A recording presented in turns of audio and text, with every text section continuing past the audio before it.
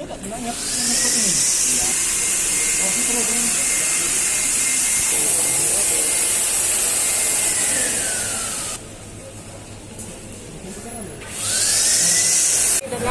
grafik perjalanan kereta api yang kita sudah terbitkan.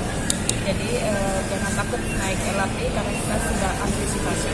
Untuk lingkungan dan petugas-petugas ini Ya,